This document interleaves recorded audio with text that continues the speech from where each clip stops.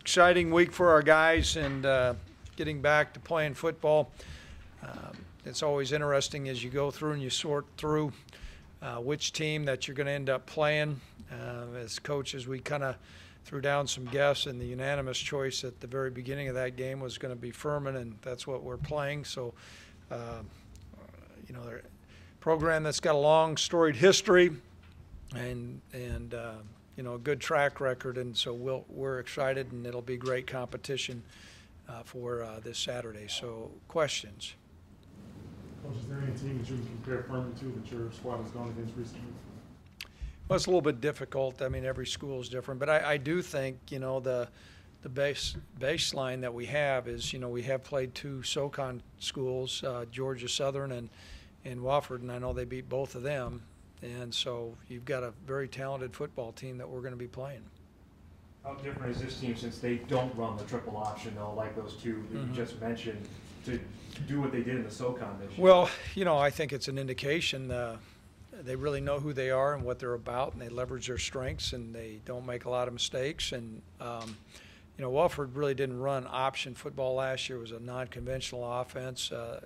This is a challenging offense from the standpoint they do, traditional two-back running game plays, which we don't see very much of, and then they get into spread things, and there's quarterback run elements, so a lot to contend with.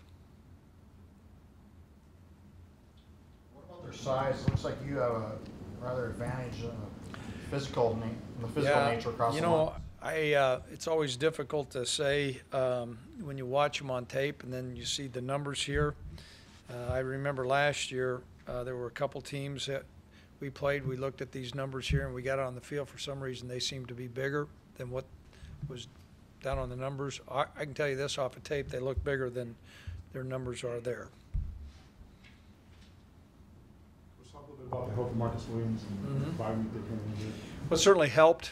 He's out practicing. I wouldn't say, that he was at 100%. We'll find out a lot more today. It'll be a little bit difficult to judge. We're going to be practicing outside today to see what kind of movement Marcus really has. But, I felt like he's made progress last week, and so it was encouraging. I know he feels a lot better about his knee. What is your practice schedule this week? We're going to practice today and tomorrow, Wednesday, and then Thursday. You mean outside, inside? We'll be outside today and tomorrow, and then we'll be inside hopefully sometime on Wednesday, and then practice inside a light workout on Thursday. Coach, last year your team seemed to embrace practicing outside. You had the farm show going on and stuff like that. I know it's tough and you'd rather be inside, but do they kind of get a kick out of it at all, or? No, not really. Appreciate your comments there, but no, not really. Next question. What is the challenge of practicing outside when it's a winter storm morning? I didn't know it was winter storm morning. That's what happens when you come to work at 6 in the morning and you just go to work. I know this is we got a big ball game. We're getting prepared to win. This team is on a 5-game winning streak, 6 of their last 7. Is there a reason for that? Well, I think their quarterback play significantly improved. They didn't have him for a while, and that's going to have a big impact. And I think they're playing with a lot of confidence, and they've beaten some good ball clubs. And sometimes nothing builds success like a little bit of success. And so they're playing smart, good football right now. I think they have a return touchdown in 5 straight games. Can you guard against that? I mean, you can't play safe football. No. Well, it's a challenge, and it certainly makes you aware the explosiveness that they have, and those are big game changers, and we've got to do the best that we can not to have it. Now, on the flip side, we've got to have some big returns.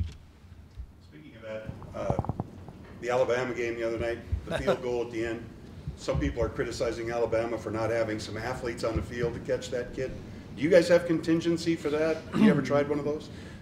No, you tell the kicker to make sure that they don't have a chance to return the guy. And if you guys remember in the championship game, that was the discussion that I had with Adam Keller, to make sure that you kick it past the guy. It's scary because to protect a field goal, you need big guys up front, and you're usually not so concerned about their coverage ability, because most of the time the ball is going to be kicked out.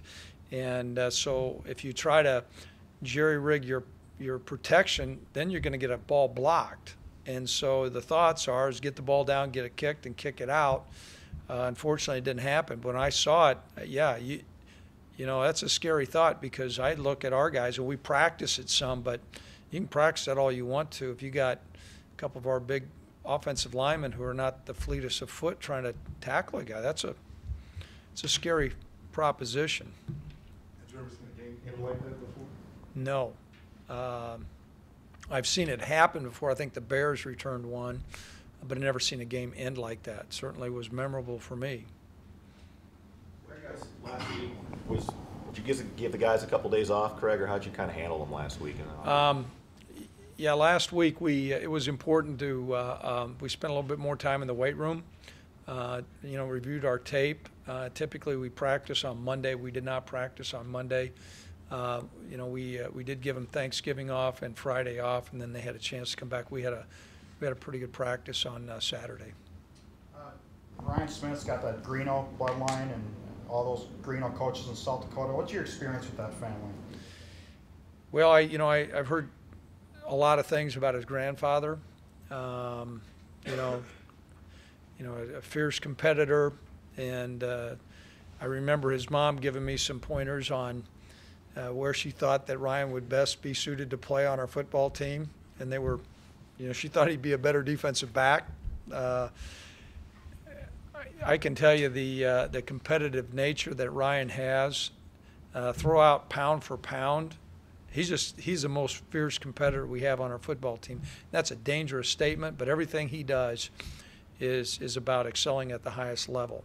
And whether that's in his bloodline or whether it's just Ryan Smith, I just know that's how he is. Sounds like Raleigh Greeno. Raleigh was one of the fiercest competitive coaches I've seen. I wasn't around as far as his coaching nature, but I've heard stories. I can tell you this: Ryan Smith doesn't matter if he's playing tiddlywinks, he wants to win. Do you think that Zach Braw has benefited from watching Ryan Smith in terms of how he prepares and gets ready for a game? I don't really think so. I think they're both made. You know, they have some differences about them, but you know, Zach is a talented player that, you know, was handcuffed when he first got here because he suffered so many injuries, and I think he's starting to hit his stride. What's becoming apparent, though, is when you have two really gifted players at the wide receiver spot, now you can do so many different things on defense. If there's one big guy out there, you can do some things coverage-wise to neutralize that guy. But when you have two big playmakers like that, that's really helping both of them. Dom wants to know why you're not wearing yellow on yellow. Really? Really, Dom? No. Okay. Okay.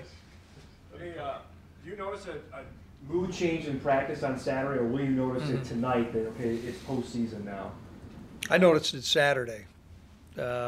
These guys are excited about playing. There's nothing like playoffs. And, you know, practice last week, they were good, but they didn't know who they were going to be playing. Now they know who they're playing, and I could tell a different bounce in our step, and I know our guys are excited.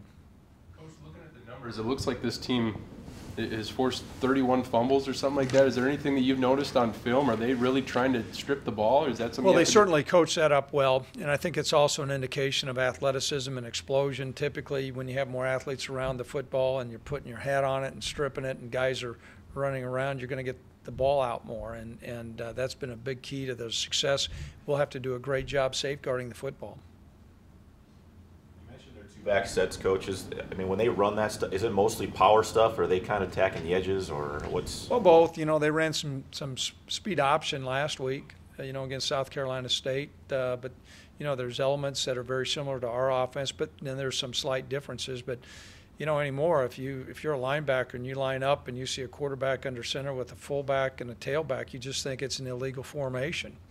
And so our defense is going to have to get set and ready to play that style of offense. At least your scout team, I'm guessing, knows how to run some of that, so that probably helped a little Well, bit. some of it, and then also the replication that we've had during spring ball and fall camp helps. Jesse Hines' health, is he close to playing, or what do you know about him? I'd say, you know, when I was talking with our trainers and sports medicine people, I'd say it would be doubtful, but it's a no. It's not a no. If I knew it was no, I'd just say no, but they'd say it'd be a little bit of a stretch right now. May be able to suit up, but, you know, it'd be emergency at best. Is he the only guy? I mean, outside of Grant, of course. Yes, that's it. Yeah, we're fairly healthy, Jeff. Coach, talk about Samuel Jury. You know, he's seemingly gotten better and better after this year, 3 straight 1,000-yard seasons, and a little bit more burst in his step. Well, I've noticed a significant difference in his burst. You know, I think he had a really good summer and put on some good lean muscle mass. He's gotten faster, and typically when your team is improving each year, it's most of the time it's because those seniors are having their best year on their last year. And we have several of those guys that are like that. I think we mentioned a couple names in here, but Sam's certainly one of those guys. I think he's having his best year. It's been encouraging to see what he's done, and the ability to keep a fresh running back out there has had a significant difference too. Did you pay attention to see how any of the playoff games shake out, like South Dakota State, Northern Arizona, or any of that, or is that you just? Well, I think it's an indication of the Missouri Valley strength when you have 2 teams in, and I don't know how many teams in the Big Sky got in there. We're just hopeful we can beat Furman. And that's what we're focused on, but I was certainly happy to see South Dakota State do as well as what they've done. Ray, you've excelled at getting players out of the Twin Cities, Marcus Williams and Billy Turner and the like. How important has that been to the program, and do you see that continuing? Well, it's a really critical area for us, Scotty, because of the population base and the number of players and our alumni. And, many years, the battleground there is us in northern Iowa, and those names that you said right there, a lot of those guys I know were heavily recruited by northern Iowa. We were fortunate that they chose NDSU, and there's a lot of reasons why we're where we're at, but that's one of the reasons without question.